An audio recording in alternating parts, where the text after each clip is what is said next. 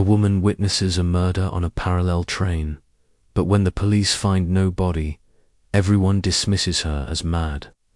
What if the only person who believes her is a quiet, unassuming spinster detective? What if the body wasn't lost in the countryside, but was hidden in a place so audacious no one would ever think to look? The answer lies within a strange, secretive family and a conspiracy deeper than anyone could have imagined.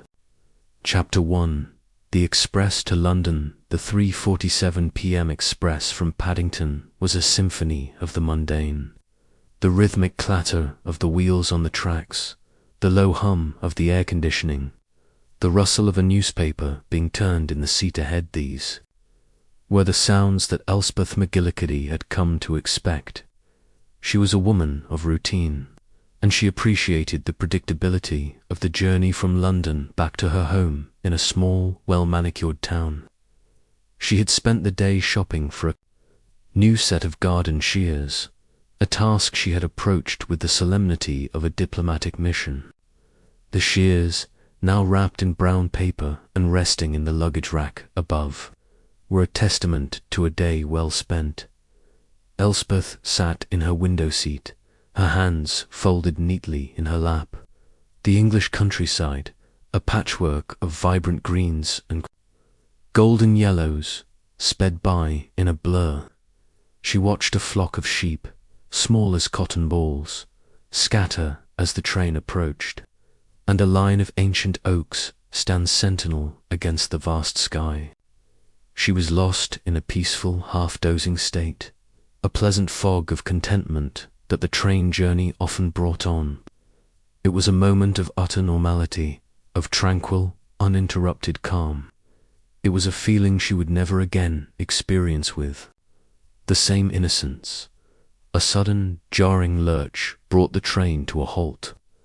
There was no announcement, no explanation, just the hiss of brakes and the abrupt silence that followed. The other passengers, a mix of weary commuters and tourists, grumbled softly. Elspeth, however, felt a prickle of unease. Delays were rare on this particular line. She craned her neck, trying to see the cause of the stoppage, but all she saw were the tall, unyielding banks of a railway cutting, overgrown with hawthorn and nettles. After a moment, she noticed something else. On the parallel track, a local train, the slow-moving stopper, had also ground to a halt. It was positioned perfectly alongside her carriage, a mere 10 feet away. Elspeth could see directly into the compartment opposite her own. Inside, a man and a woman sat facing each other. They were in a first-class compartment, the leather seats and mahogany trim a muted backdrop to the scene. The man was burly, with a thick neck and a face that seemed perpetually set in a scowl. He wore a dark, unremarkable suit, but there was a coiled tension about him that was anything but ordinary.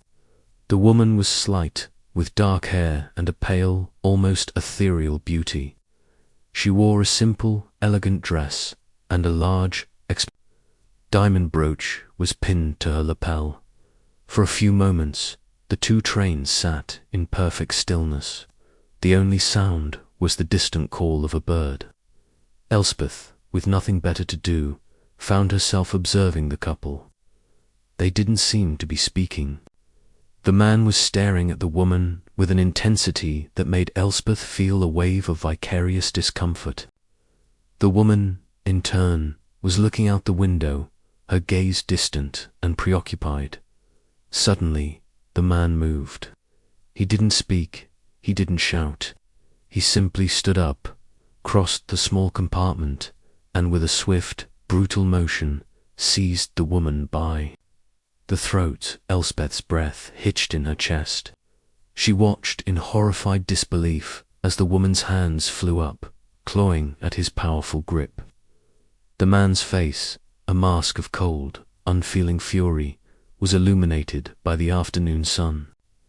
The woman's eyes, wide with terror, met Elspeth's for a split second before they glazed over. The struggle was silent, swift, and utterly terrifying. Elspeth, a practical woman not given to flights of fancy, felt her blood run cold. She opened her mouth to scream, to pound on the window, but no sound came out. The man held on for a few long, agonizing seconds, and then, with a final sickening shudder, the woman's body went limp. Her head lolled to the side, and her arms fell to her lap like a discarded doll. The man simply let go, and she slumped back into the seat. He adjusted his cuff, a movement so casual and nonchalant it was more chilling than the act of violence itself. And then, just as suddenly as it had stopped, the express train lurched forward. The parallel train, a silent witness to a crime Elspeth alone had seen, began to move in the opposite direction. In a matter of seconds, the other train was gone, swallowed by the curve of the track. The compartment was empty, save for the ghost of a terrible act.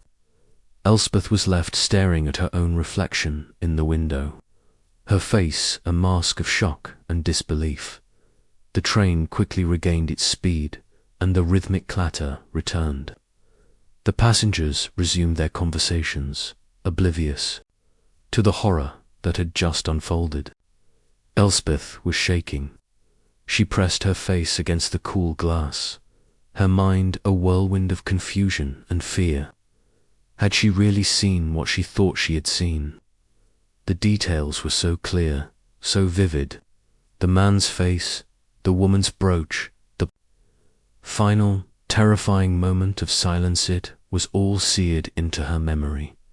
She turned to the passenger next to her, a portly man reading a financial newspaper. "Did you see that?" she asked, her voice a frantic whisper. The man lowered his paper and looked at her with a mild annoyance. "See what, madam? The delay, quite inconvenient." "No, on the other train, a man, he was strangling a woman," Elspeth stammered, her hands trembling.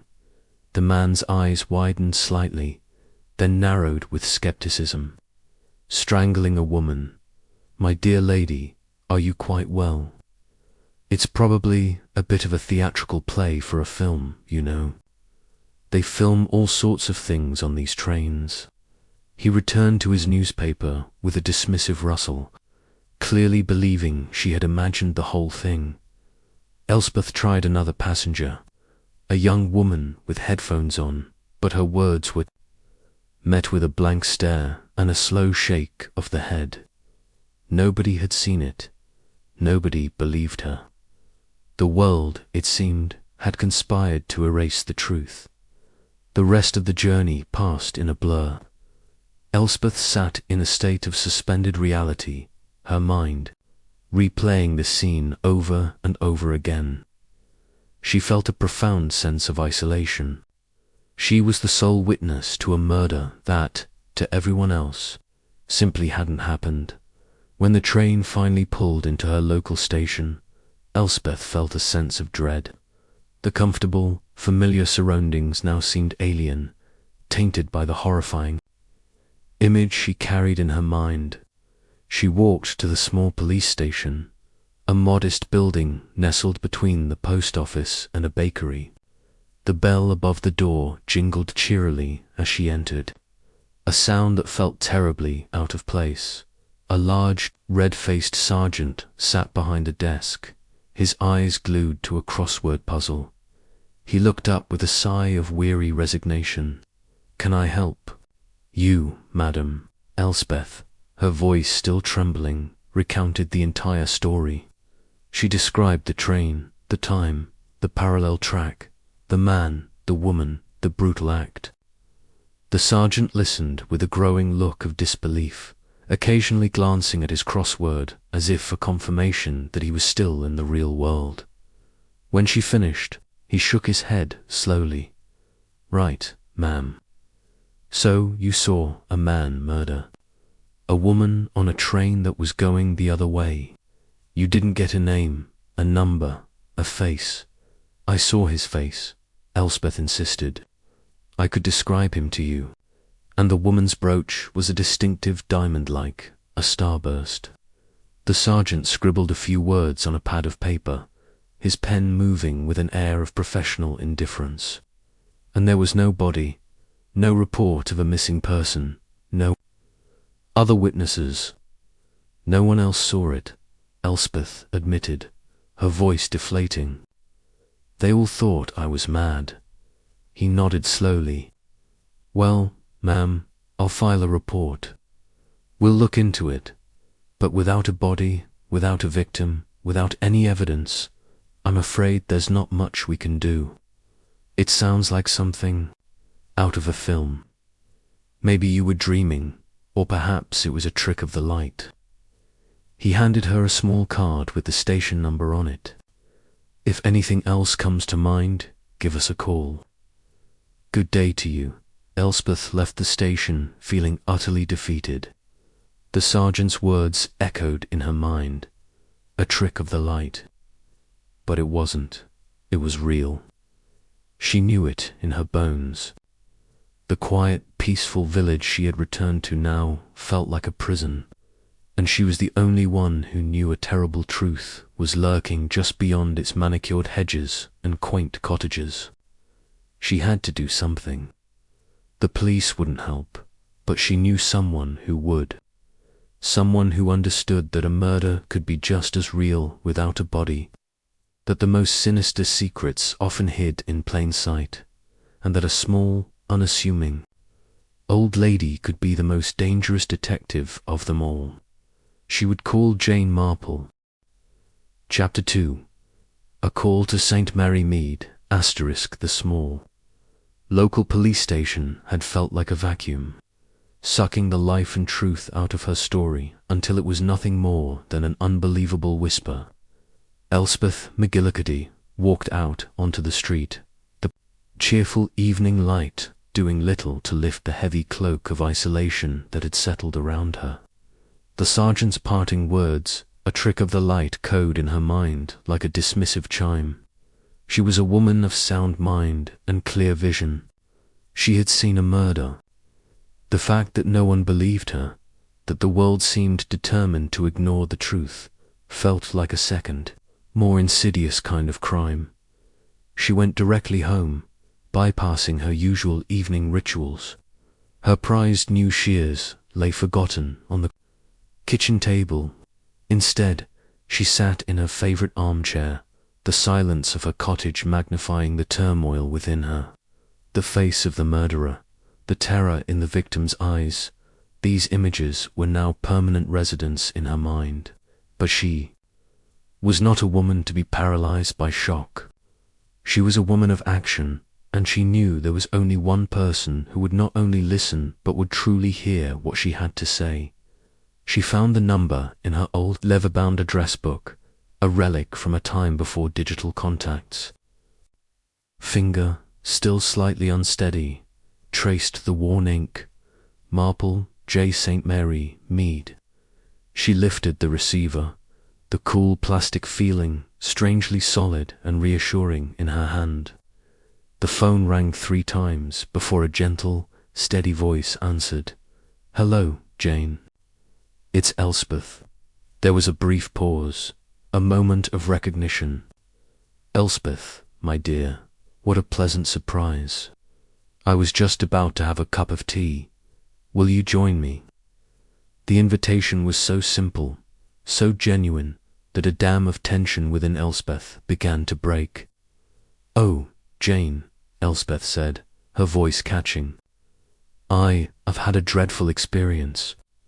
I think I need to see you." The friendly tone on the other end of the line shifted subtly, sharpening with an undercurrent of concern. "Come at once, my dear. I'll put the kettle on." The journey to St. Mary Mead was a stark contrast to the one she had just endured.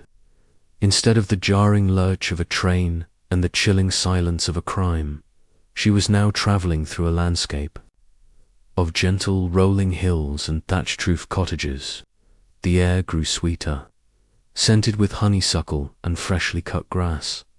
St. Mary Mead was a village where life moved at a slower, more deliberate pace, a place where a lost dog was the most shocking. News of the week. It was a haven of predictability, a world away from the cold, ruthless violence she had witnessed. Miss Marple's cottage, nestled behind a high hedge of privet, was a sanctuary of comfort and order. The scent of lavender and baking wafted from the open door as Elspeth approached. Miss Marple herself, a small, bird-like woman in a sensible tweed skirt and a warm cardigan, was waiting for her on the porch. Her face was a gentle roadmap of fine wrinkles and kind smiles. Her eyes, however, held a peculiar glint of sharpness, like a flint stone just below the surface of a placid stream. "Elspeth, my dear," she said, her voice full of genuine warmth, as she led her friend inside. "You look as though you've seen a ghost. Sit down, the tea is brewing." They settled into the cozy parlour, a room filled with books, embroidery, and the ticking of an old grandfather clock. Miss Marple poured the tea, her movements precise and unhurried. She didn't press Elspeth to speak, but simply waited, her needles clicking away at a half-finished sock. The rhythmic, soothing sound filled the silence, creating a space where Elspeth could finally breathe. "I saw a murder, Jane," Elspeth began, her voice a low, unsteady murmur. On the train, Miss Marple's needles fell silent, her hands resting in her lap. Her gaze, steady and unwavering, was fixed on Elspeth. "Tell me everything, my dear," she said. And so Elspeth recounted the entire, bizarre story. She described the two trains, the sudden stop, the parallel view, the man's burly figure, the woman's delicate features, and the terrible, silent act of strangulation. She spoke of the man's cold indifference, his casual adjustment of his cuff, and the way the trains had moved away from each other, carrying the secret away into the afternoon sun. She told of her frantic attempts to find a witness and her humiliating visit to the police. Miss Marple listened without interruption, her expression thoughtful. When Elspeth finished, she didn't offer a word of skepticism. Instead, she took a sip of her tea and looked out the window at the vibrant hydrangeas in her garden. "It reminds me of the time the vicar's wife insisted a fox had stolen her prized rooster," Miss Marple said, her voice soft. "Everyone in the village laughed. Of course, foxes don't come into town, they said, but she insisted she'd seen it with her own eyes. And do you know, a week later, we found a single rooster feather behind old Mr. Abernathy's shed. It turned out he'd been keeping a fox as a pet, a very bad habit, but a truth nonetheless. The vicar's wife had not seen a ghost. She had simply seen something no one else was willing to believe was real. The analogy was a revelation. It wasn't about foxes and roosters. It was about the simple, undeniable truth of an eyewitness account. "Elspeth, my dear," Miss Marple said, turning back to her with a look of fierce resolve in her eyes. "You saw what you saw.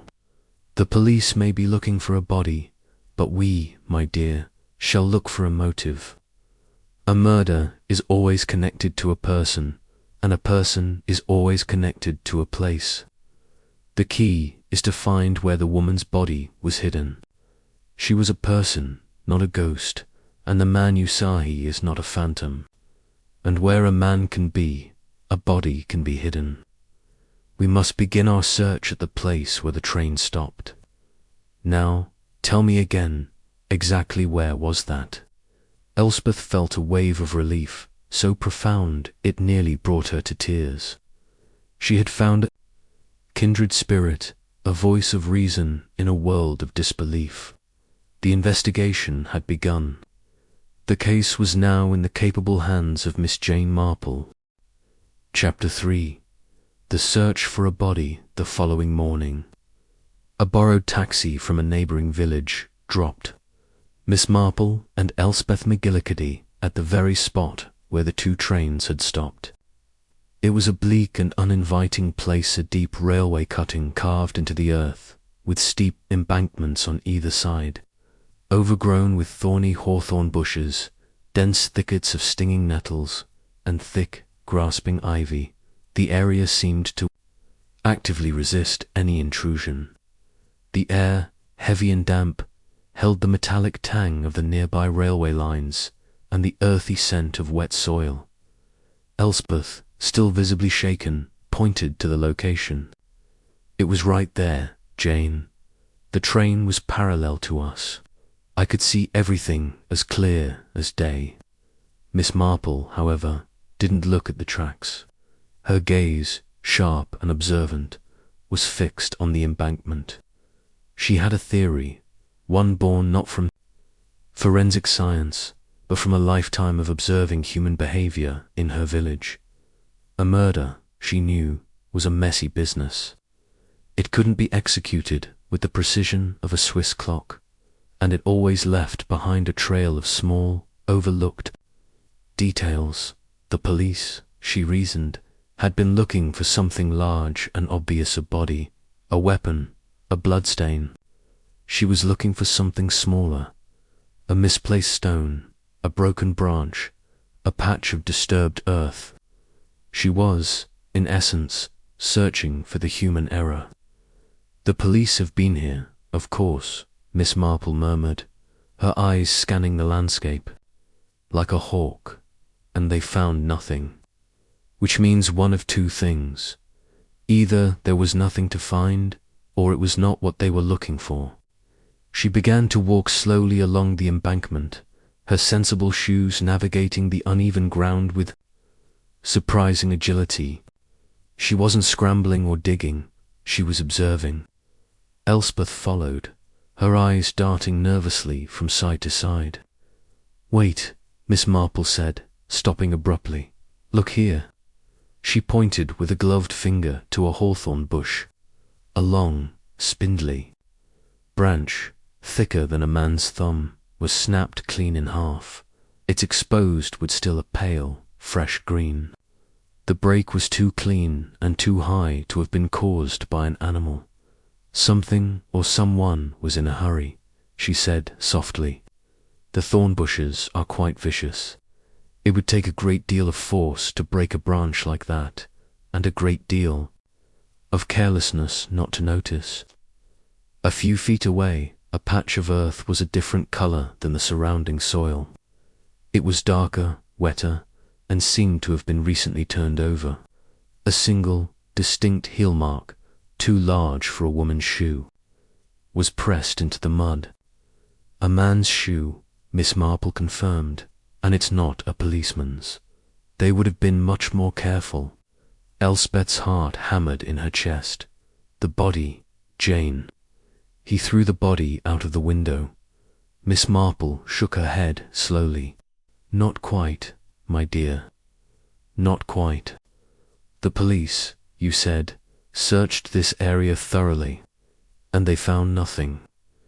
If he had simply thrown the body from the train, it would still be here, but it is not.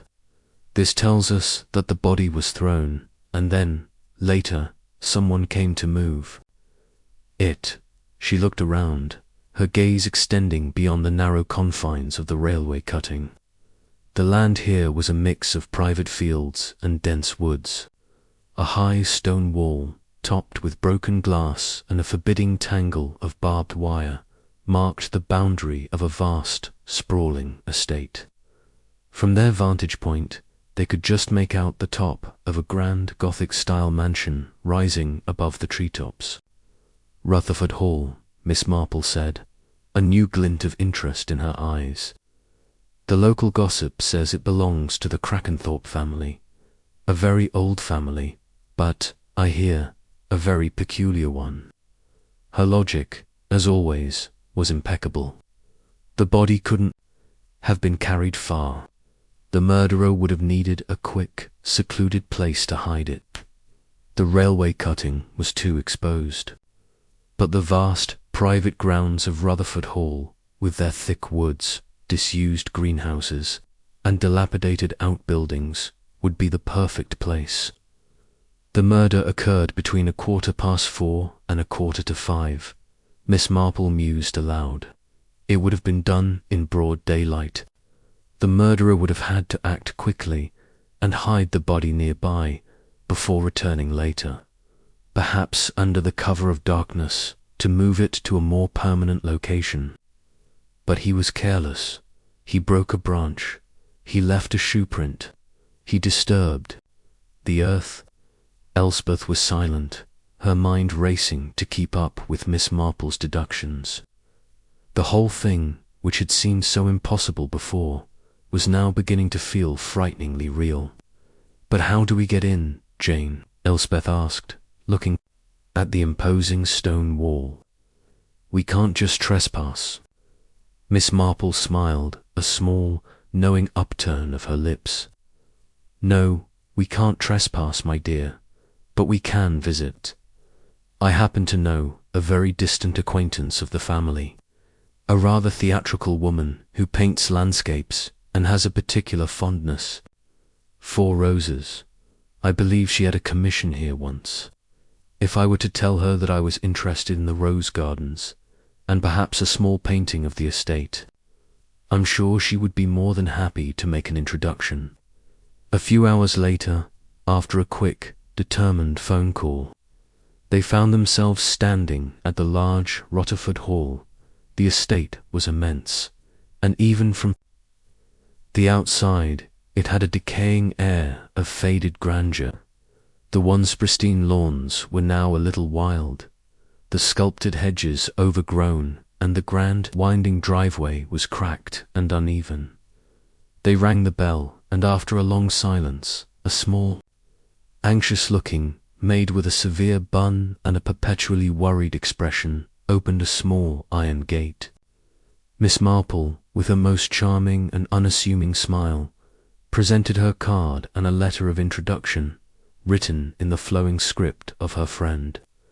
"We are here to inquire about the rose gardens," Miss Marple explained, her voice as gentle and sweet as a breeze. "I understand they are quite a marvel." The maid, whose name was Gladys, looked bewildered but ultimately let them in. As they walked down the long winding drive, the house grew larger and more ominous with every step.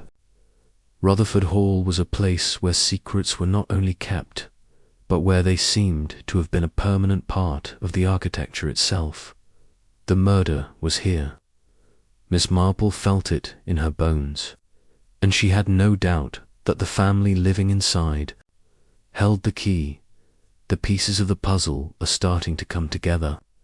Miss Marple and Elspeth have a lead, and they've just stepped inside the gates of Rutherford Hall. I'm eager to explore the eccentric family and the secrets they hold. Would you like me to continue with Chapter 4, The Eccentric Family of Rutherford Hall? Chapter 4. The eccentric family of Rutherford Hall. The cavernous front door of Rutherford Hall closed behind them with a heavy echoing thud, sealing them off from the outside world. The air inside was cold and stagnant, smelling of old leather, wood polish, and something vaguely musty, like a room long sealed against the light. Gladys, the anxious maid, led them through a grand but neglected hall. Portraits of stern-faced ancestors stared down from the walls, their painted eyes following Miss Marple and Elspeth as they passed. The furniture, though once magnificent, was now worn and faded, a collection of tired relics in a house that seemed to be slowly giving up on itself. Gladys deposited them in a drawing room that was filled with an uncomfortable silence. The curtains were drawn, casting the room in a perpetual twilight. 4 people were present, and they all regarded the 2 visitors with varying degrees of suspicion and polite disdain. In the center of the room, seated in a her-backed armchair, was the patriarch, Luther Crackenthorpe. He was an ancient man, his face a web of fine wrinkles, his eyes milky with age. He held a glass of what looked like sherry, but his hand trembled so violently that he spilled a few drops onto his velvet smoking jacket. He seemed entirely lost, in his own world, a distant, silent figure at the heart of the family. Standing by the window was a man in his 40s, with a sharp suit and an even sharper smile.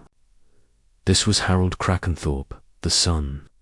He was a man who moved with a nervous, impatient energy, as if he were constantly waiting for something to happen.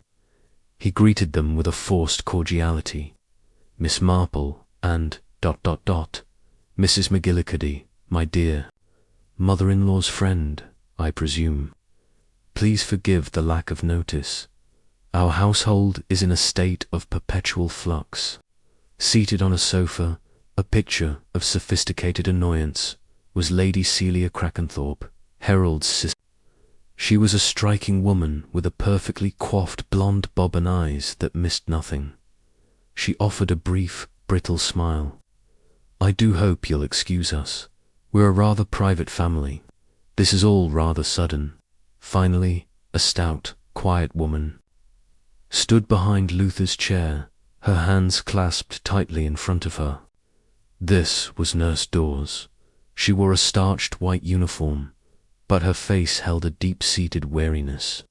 Her eyes, however, were not weary. They were alert, darting from family member to family member, as if she were a sentry on constant watch. Miss Marple, as ever, was not deterred. She settled into a chair with a serene air, as if she were a guest at a village fete. It is so kind of you to receive us. My friend, Mrs. McGillicuddy, has a deep admiration for the old rose gardens. She thought a painting might be a lovely thing to hang in her parlour. Harold's smile tightened. The rose gardens. I'm afraid they're not what they once were. The old man, my father, lost interest in them years ago. Frankly, the entire estate is rather a money pit. We've been looking into ways to streamline things. He glanced at his father, a hint of something avaricious in his gaze. Oh, it's a terrible shame, Miss Marple said, her voice full of genuine concern. I once knew a gentleman in my village who had a magnificent garden, but he fell ill and it all went to rack and ruin. His son, a very ambitious boy, wanted to sell the land for a new housing estate. But the son didn't realize that in selling off the past, you sometimes lose more than you gain. A flicker of a smile, a flash of shared malice, passed between Harold and Lady Celia. They were, Miss Marple noted, more united in their greed than they were by family loyalty. Lady Celia sighed dramatically. My husband, Alfred, would be terribly put out if he knew the state of things. He is, regrettably, out of the country on business. Such a burden on a family, being the sole inheritor of a legacy. The emphasis on legacy was a sharp jab at Harold, who flushed with annoyance. As the conversation continued, Elspeth felt her own unease growing. The air was thick with unspoken resentments and half-concealed truths. It was clear that the family was a tangle of self-interest, with each member waiting for the other to make a false move. Miss Marple, meanwhile, was not just listening to their words. She was watching. She noticed the way Nurse Dawes's hand instinctively went to her charge's shoulder every time Luther's head began to loll. She saw the peculiar way Lady Celia toyed with a large, unset emerald on a chain around her neck, a nervous habit that belied her cool facade. And she noted the small, almost imperceptible shake of Luther's head when Harold mentioned the family's finances, a movement so slight it could have been mistaken for a tremor of age. After a few more strained moments of conversation, Miss Marple gracefully took her leave, Elspeth following her out into the fading light. As the grand door closed behind them, Miss Marple turned to Elspeth, a thoughtful expression on her face. "A very peculiar family, indeed," she said. "Just like the Pembrokes in my village. The Pembrokes were always feuding over money, a real can of worms. But there was a nurse there too, a quiet little thing who saw everything, but said nothing. And in the end, it was what she saw, not what the family said, that brought the truth to light. The body, my dear, is not in the woods. It is much closer to home." Chapter 5. The clues emerge. The drive back from Rutherford Hall was quiet. The silence was not uncomfortable, but rather a space for two sharp minds to process a tangled web of greed and half-truths. The cold grandiosity of the house and the brittle hostility of its inhabitants had left a distinct impression. Miss Marple, her hands clasped over her handbag, stared out at the passing hedgerows, her mind connecting the small threads she had observed.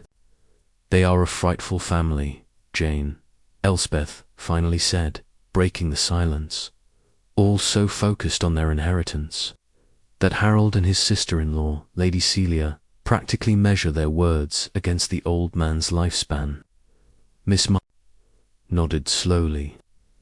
"It reminds me of the Simmons family in my village, always squabbling over who would inherit the old manor. In the end, they were so busy fighting amongst themselves that they missed the true thief hiding in plain sight. In this family, my dear, it is not a matter of who is greedy, but who is capable of murder. I believe the answer is in the details they so carelessly left behind. They had a theory, but they needed proof.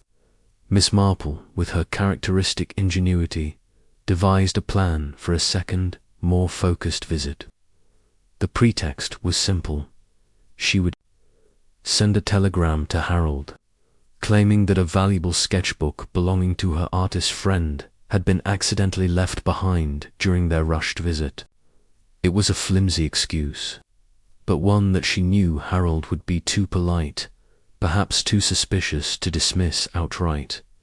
The next afternoon, they found themselves once again standing in the vast, shadowed hall of Rutherford. This time, they were not escorted to the drawing-room. Harold, looking even more flustered than before, met them and insisted on personally helping with the search. It was a thinly veiled attempt to keep a close eye on their movements. Miss Marple, however, was not looking for a sketchbook. Her eyes, sharp as a needle, were scanning the room. The portraits, the furniture, the heavy curtains all held potential clues.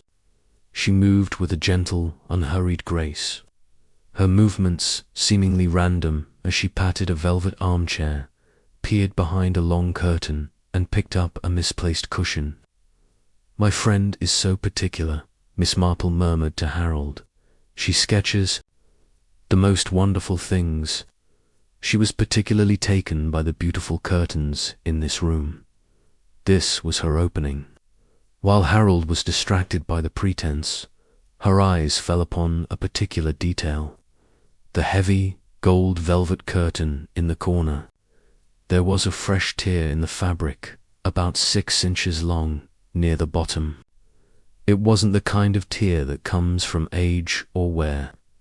It was a violent upward gash, as if made by something sharp being dragged quickly against it.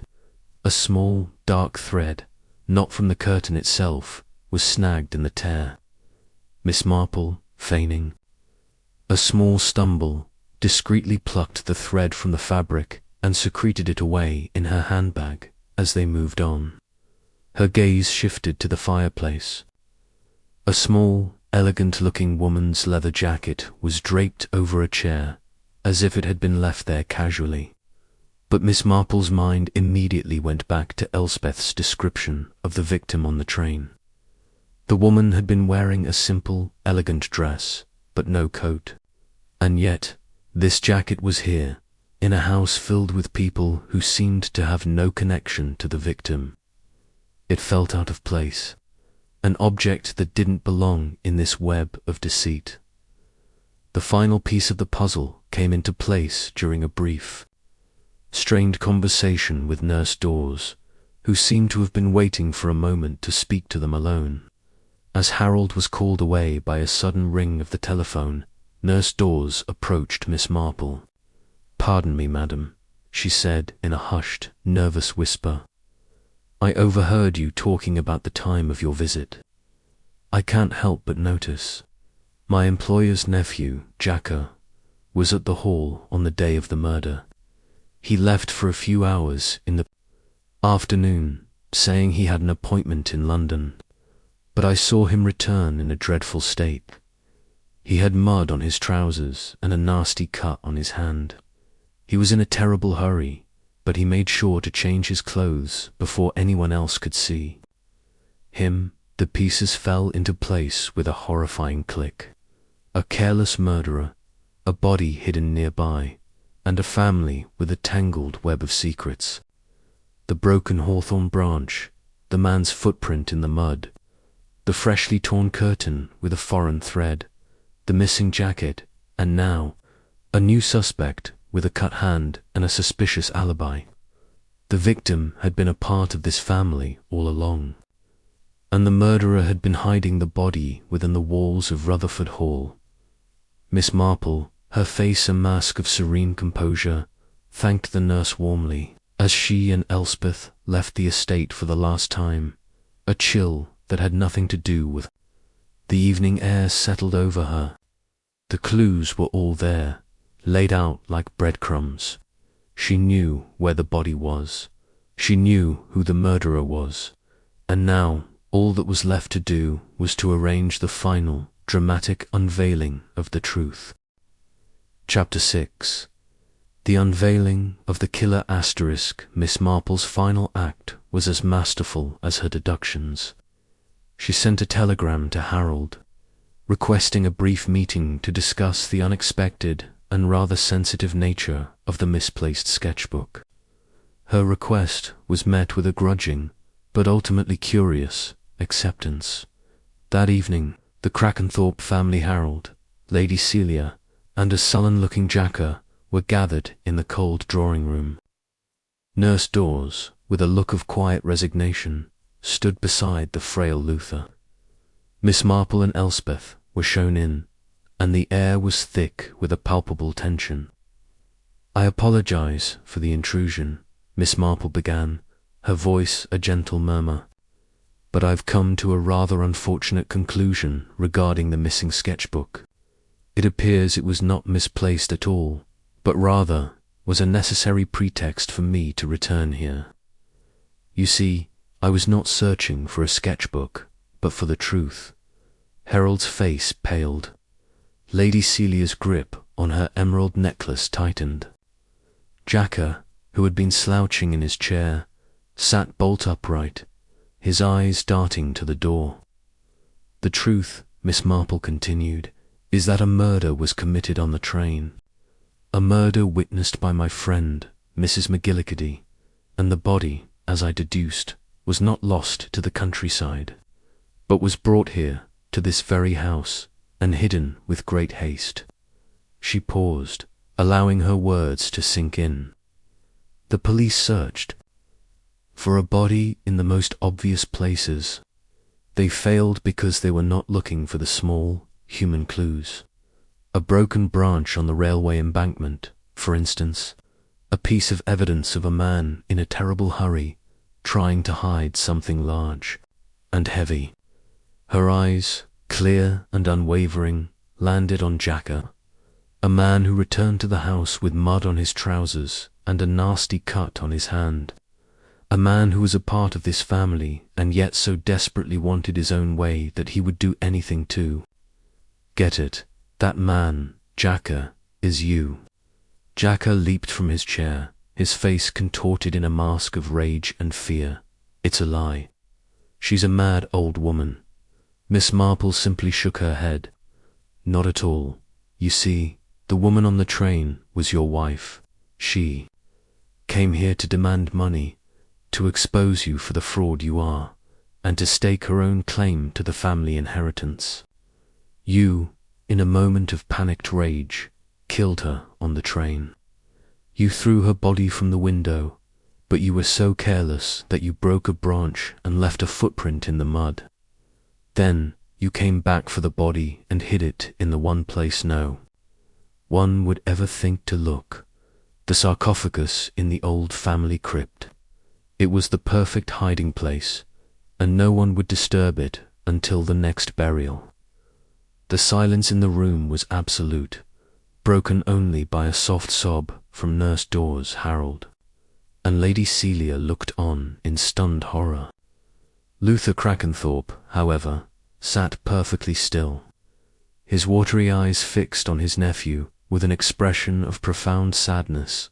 Miss Marple then produced the final pieces of evidence, a small, dark thread that had been snagged on the drawing-room curtain and a peculiar, starburst-shaped brooch she had found in an old, abandoned chest in the cellar. The thread, she explained, is from the victim's jacket, which you foolishly left in the hall, and the brooch, my dear Mrs. McGillicuddy, is the very same one you saw the woman wearing on the train. Jacko, cornered and defeated, collapsed back into his chair, his bravado gone. He began to confess, his words a desperate, broken torrent of greed and fear. He had found a way to the family crypt through a disused servant's passage, and had hidden the body there. He was a man consumed by avarice, a small-time criminal who had crossed a line he could never uncross. The police, who had been alerted by a discreet phone call Miss Marple had made before her arrival, burst into the room. As they led a handcuffed Jacko away, the room was once again filled with an uncomfortable silence. The truth had been revealed, but it had left a terrible scar on the family. Later that evening, as Elspeth drove Miss Marple back to St. Mary Mead, she looked at her friend with a sense of awe. "How did you know, Jane? How did you know it was him and not Harold or Lady Celia?" Miss Marple smiled gently, a look of profound weariness in her eyes. "My dear, greed is a common thing, and they were all guilty of that, but it takes a very particular kind of arrogance and carelessness to think that a single, violent act can erase the truth. It's just like the young man in my village who stole all the apples from the vicarage. He was so proud of his theft that he left a trail of apple cores all the way to his front door. Some people, my dear, simply cannot resist leaving a clue. You only need to know where to look for it."